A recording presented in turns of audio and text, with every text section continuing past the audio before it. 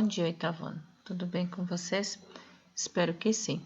Todas essas semanas, a prof sempre faz essa mesma pergunta. Sempre cumprimenta. Bom dia, tudo bem com vocês? Espero que sim. E realmente esse é o meu desejo, que todos vocês estejam bem, que a família de vocês esteja bem. E por isso que eu peço hoje que Deus esteja à frente do nosso dia, nos fortalecendo e nos conduzindo. Estamos vivendo tantas incertezas nesses últimos dias aí, Então que Deus esteja à nossa frente, que Ele nos fortaleça, que Ele possa nos conduzir da melhor forma possível, que Ele fortaleça a nossa família, onde quer que ela esteja nesse momento difícil que todos estamos passando. Ok? Pessoal, nesta semana, Descontentamentos e Rebeliões, é o capítulo 9 do material impresso, página 177 a página 197. Os primórdios das revoltas na colônia. O sistema colonial do Brasil, ele seguia os padrões mercantilista que já tinha surgido lá na Europa no século XV. Nesse modelo de exploração, a metrópole fica com a melhor parte ou com a maior parte de tudo que era produzido na colônia.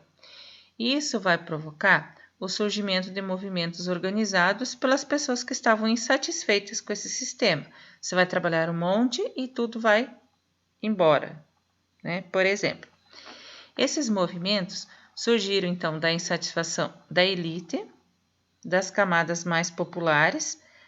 A gente pode pensar que sempre vai ser os pobres que vão estar fazendo protestos ou vão estar insatisfeitos. Não, os ricos também estão. E além deles, existiu também o protagonismo dos africanos e seus descendentes diante das condições desumanas impostas pelo regime escravista. Lembrando que nós estamos falando do Brasil colônia e no período colonial a base da economia da colônia portuguesa, o Brasil, era a exploração do trabalho escravo. Esses movimentos eles foram classificados em dois tipos, os movimentos nativistas e os movimentos anticoloniais ou separatistas.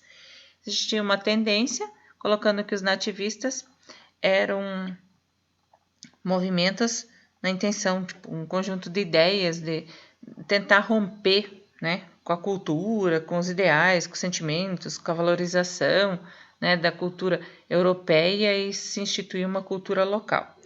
Porém, essa linha de pesquisa acabou sendo excluída, e hoje é praticamente unânime a ideia de que nessas revoltas, então, eles tinham intenção só de melhorar a situação da colônia diante da exploração excessiva da metrópole. Geralmente era uma rebelião motivada por questões econômicas e políticas. Não é uma imposição de uma nova cultura, mas sim tentar melhorar as relações entre a colônia e a metrópole. Ou seja, uma não aceitação de algumas situações e aí uma forma de manifesto. Já os movimentos anticoloniais ou separatistas, o nome já está dizendo anticoloniais. Anti quer dizer não. Então, não quero continuar colônia, eu quero separar de Portugal. Então, foram movimentos que tinham como objetivo principal conseguir independência em relação a Portugal. Nesses movimentos, os nativistas, nós temos Aclamação de Amador Bueno, Conjuração de Nosso Pai, Revolta de Beckman, Guerra dos Emboabas, Guerra dos Mascates e Revolta de Filipe dos Santos. Dos movimentos anticoloniais ou separatistas, nós temos a Conjuração Mineira ou Inconfidência Mineira e a Conjuração Baiana ou Revolta dos Alfaiates. Dos movimentos nativistas, então, a Aclamação de Amador Bueno ocorre em 1641 em São Paulo. Existe um desencontro aí, em relação à escravização de africanos ou à escravização de indígenas. Então, eles vão aclamar Amador Bueno como se fosse o rei de São Paulo, da província de São Paulo, porém ele acaba não aceitando isso, ele não trai ao rei de Portugal, e o movimento não dá em nada.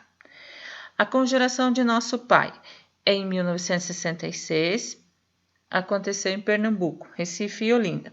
Na Conjuração de Nosso Pai, ela também ficou conhecida como a Revolta de Mendonça Furtado, E Pernambuco não gostou, né, dessa nomeação do Mendonça Furtado. Os senhores de engenho não gostaram disso, ficaram insatisfeitos com essa nomeação para esse administrador da região. E aí eles vão simular um ritual católico chamado de Nosso Pai. Nesse ritual eles vão capturar o Mendonça Furtado e só vão se acalmar a partir do momento em que a coroa então nomeia um outro governador para a região. A revolta dos Beckman. Revolta de Beckman. Os comerciantes e proprietários rurais da região de São Luís do Maranhão estavam descontentes com a falta de mão de obra de pessoas escravizadas e com valores baixos que a companhia pagava pelos seus produtos. Já os mais pobres, o restante da população, reclamava dos altos preços e da baixa qualidade das mercadorias. E aí, esses irmãos portugueses, Manuel e Tomás Beckman, lideraram essa revolta, destituíram o governo e expulsaram os jesuítas. Porém, a rebelião acaba com a prisão e o enforcamento de um dos irmãos, do Manuel, e a expulsão do Tomás e a condenação à prisão perpétua dos demais integrantes do movimento. A Guerra dos Emboabas. A Guerra dos Emboabas acontece em Minas Gerais, 1707 a 1709. Então, é uma disputa entre os portugueses e os bandeirantes paulistas. Tá? Esses bandeirantes paulistas queriam exclusividade na exploração das regiões auríferas, alegando que eles chegaram lá primeiro. O que o governo vai fazer? Vai separar as capitanias de Minas Gerais, Rio de Janeiro e São Paulo. E com isso os bandeirantes acabam se deslocando para outra região, para a região centro-oeste. A Guerra dos Mascates, 1710 e 1711, em Olinda e Recife, no Pernambuco. Envolve fazendeiros de Olinda e os comerciantes de Recife. Também não entram em comum acordo, um está devendo, o outro não tem dinheiro para pagar e tal. E aí os portugueses conseguiram acalmar a situação e acabam retomando o poder e nomeiam um novo governador para essa região. Para acalmar os ânimos, então, ele governaria 6 meses em Olinda, os outros 6 meses em Recife. Tá?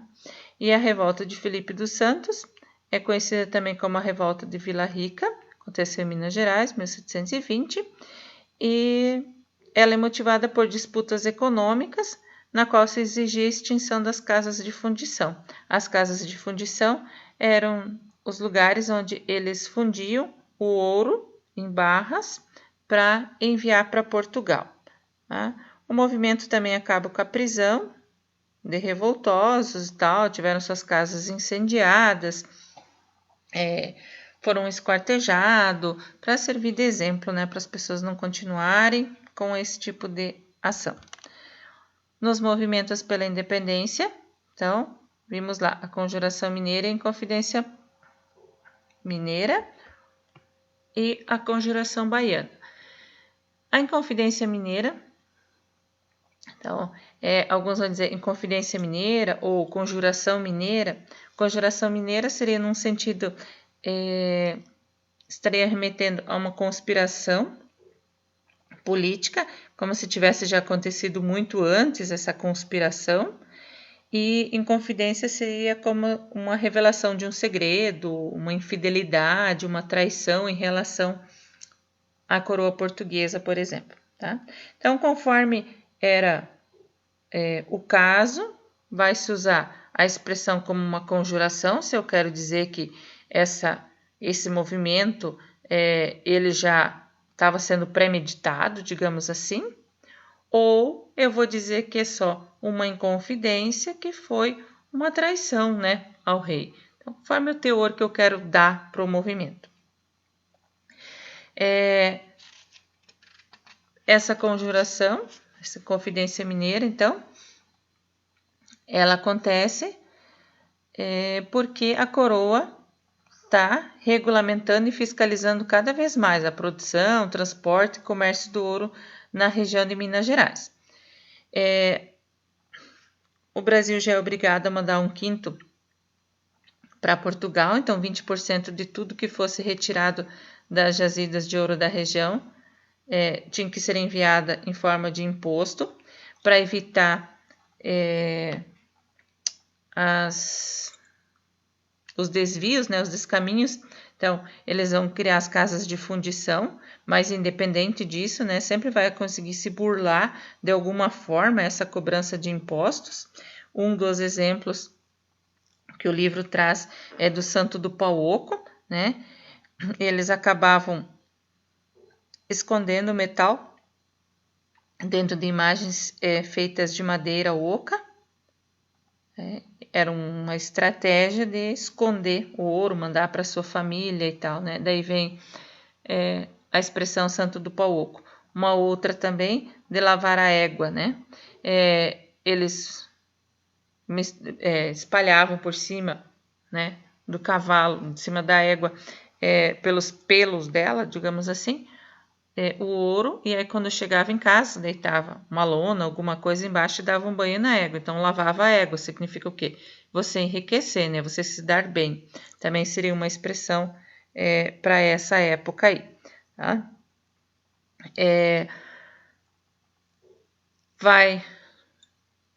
Comentei, né? Você tem que pagar 1/5, então se pagava 20%. No início, esse 1/5 vai sair toda a produção que tem. Depois, vai se estipular um determinado valor, que seriam as 100 arrobas, ou seja, 1.500 quilos de ouro. Quando as pessoas não têm a mina, ela vai se esgotando, então não vai ter 1.500 quilos. E aí vai ser decretada, instituída a derrama, que seria a cobrança dos quintos atrasados. A Inconfidência Mineira, ela acaba acontecendo como uma estratégia, digamos, esse movimento, ele começaria nesse dia que foi marcado para a arrecadação da derrama, que era em fevereiro de 1789. E aí, Minas ia se declarar independente de Portugal. Mas essa cobrança foi suspensa e um dos membros delatou os demais em troca do perdão de suas dívidas com a coroa portuguesa. Com isso, o movimento é abortado, né? E eles acabam sendo, os envolvidos acabam fugindo, alguns deles, né? E quem assume a participação do movimento, então, acaba sendo enforcado, esquartejado, tem o corpo espalhado por várias partes da estrada que liga Rio de Janeiro a Minas, foi Tiradentes, né? Joaquim José da Silva Xavier, que transformou num mito aí, tanto que a gente tem o 21 de abril aí como um feriado nacional, né? Em homenagem a Tiradentes. A Conjuração Baiana, então, um movimento não de elite, né? É um movimento de caráter popular, composto por soldados, religiosos, pequenos comerciantes, artesãos livres, pessoas escravizadas. Eles buscavam influenciar as pessoas menos favorecidas da sociedade. Participaram também alfaiates, por isso Revolta dos Alfaiates. A ideia era espalhar, né, os princípios da Revolução Francesa, igualdade, liberdade, fraternidade. E também acaba sendo descoberto, né, os grupos acabaram sendo banidos, 4 foram condenados, enforcados, esquartejados e também com seu corpo espalhado. Né. A intenção da prof era trabalhar o movimento dos quilombolas, que hoje ficou meio curtinho, então na próxima semana a prof vai falar dos quilombolas para vocês, tá? A atividade proposta, leitura, você é o historiador, questão invertida, atividade 1, e vocês vão postar lá no AVA o desafio da página 196. Ok, pessoal? Uma boa semana a todos.